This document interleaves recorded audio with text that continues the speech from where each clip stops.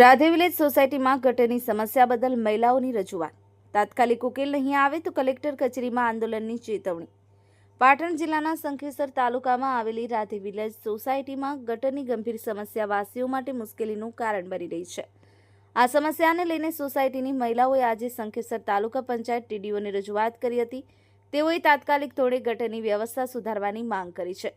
જો સોસાયટીના પ્રશ્નોનો હલ નહીં થાય તો આગામી દિવસોમાં પાટણ જિલ્લા કલેક્ટર કચેરી ખાતે રજૂઆત કરવામાં આવશે અને ગાંધી ચળવળના માર્ગે આંદોલન કરવામાં આવશે તેવી ચેતવણી આપી છે.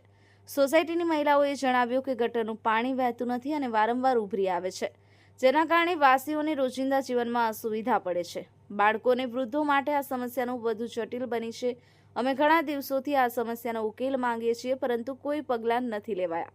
હવે તાત્કાલિક કાર્યવાહી નહીં થાય તો આપણે વધુ કડાકૂર પગલાં લઈશું. તેમજ એક મહિલાવાસીએ કહ્યું કે શંખેશ્વર તાલુકા પંચાયતના અધિકારીઓએ રજૂઆત સાંભળી અને આશ્વાસન આપ્યું છે કે તપાસ કરી અને ઝડપથી કાર્યવાહી કરવામાં આવશે.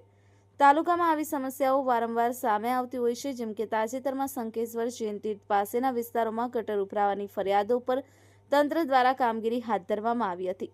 જોકે રાધે વિલેજ સોસાયટીના કેસમાં વાસીઓની નારાજગી વધી રહી છે. આ રજૂઆત મહિલાઓ દ્વારા જ કરવામાં આવી હતી, જે સ્થાનિક સ્તરે મહિલાઓની સક્રિયતા દર્શાવે છે.